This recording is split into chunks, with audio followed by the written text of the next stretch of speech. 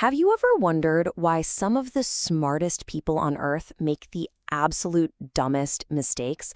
I mean, it's a fascinating paradox, right? And it reveals something absolutely crucial about the limits of intelligence itself. George Orwell really hit the nail on the head. He once wrote, "One has to belong to the intelligentsia to believe things like that. No ordinary man could be such a fool." This perfectly captures the idea we're going to dive into today, that having a high IQ is absolutely no shield against foolishness. In fact, as we're about to see, sometimes it's the very thing that leads us astray. Okay, to see exactly how this works, let's kick things off with the incredible and totally true story of a brilliant mind getting completely and utterly fooled. So, on one side of the coin, you've got Arthur Conan Doyle, the genius author who gave us the super rational, evidence-obsessed detective Sherlock Holmes. And then, on the other side, well, you've got the very same Arthur Conan Doyle, who was a passionate champion of spiritualism and a firm, unshakable believer in fairies. Yep, you heard that right. So the story goes like this. Back in 1917, two teenage girls faked a bunch of photographs using nothing more than cardboard cutouts and some hat pins. The pictures supposedly showed them playing with fairies down by a stream. Now, a lot of people were skeptical, of course. But Conan Doyle, the creator of literature's greatest scientific mind, he fell for it. Hook, line, and sinker. And this is where it gets really mind-bending. Conan Doyle used his incredible intellect not to question the evidence, but to defend his belief. So when people pointed out the hat pins holding up the little cardboard fairies, what did he see? Not pins, no. He saw a gnome's belly button. For him, this was proof that fairies were connected to their mothers by an umbilical cord. It is just an unbelievable example of a great mind bending logic to fit what it wants to believe. Now, this wasn't just some weird one-off case. Conan Doyle's fairy tale is a perfect example of a surprisingly common phenomenon. It's known as the intelligence trap. And this is the core of it, the intelligence trap. It's this shocking idea that a high IQ is no guarantee of good judgment.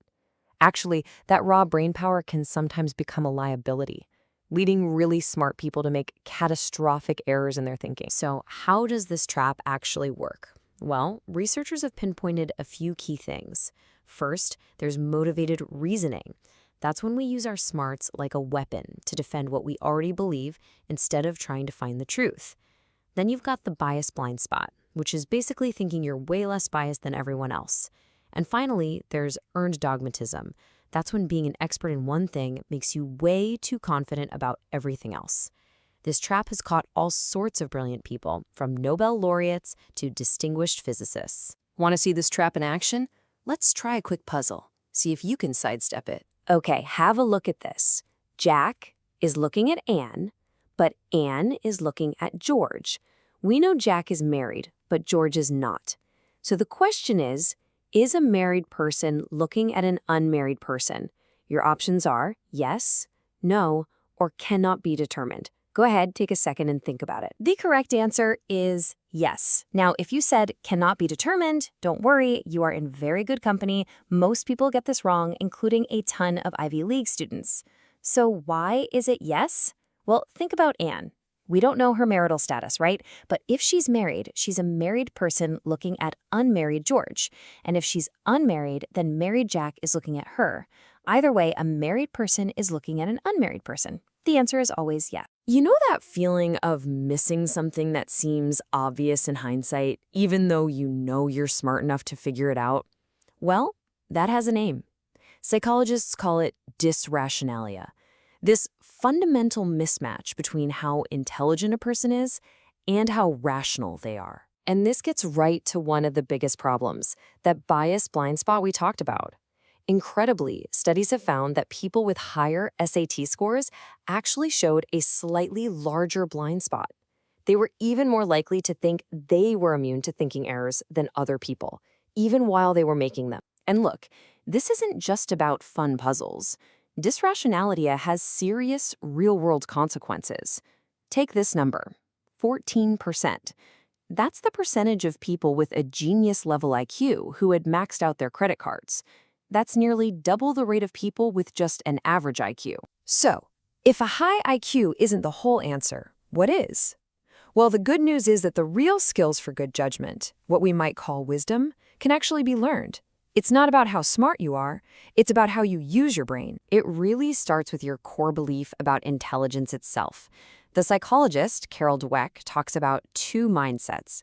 There's a fixed mindset, which assumes your intelligence is just a static thing you're born with. That makes you avoid challenges because you don't want to look dumb. But a growth mindset sees intelligence as something that can be developed, that grows with effort.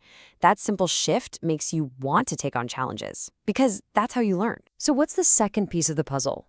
Researchers call it intellectual humility. And this is more than just being humble. It's about being willing to own up to your blind spots and your mistakes. It means you're more interested in finding the truth than you are in protecting your status as a smart person. This is the very foundation of what scientists are now calling evidence-based wisdom. And this is not some trendy new idea. I mean, think about it. During the U.S. Constitutional Convention, when things were getting heated, Benjamin Franklin stood up and urged his fellow delegates to doubt a little of his own infallibility. That principle is absolutely timeless. Okay, so how can we actually put this stuff into practice? Let's build a simple toolkit you can use to become a wiser thinker, starting right now. It really boils down to 3 simple but super powerful steps. First, practice intellectual humility. Get used to saying, I might be wrong about this, and really listen to what other people think. Second, consciously choose a growth mindset. See hard work as the way you get smarter. And third, and this is a big one, actively consider the opposite. Don't just look for stuff that confirms what you think. Go on a hunt for evidence that proves you wrong. In the end, it all comes back to a piece of wisdom from the ancient world. The philosopher Socrates decided he was wise for one simple reason.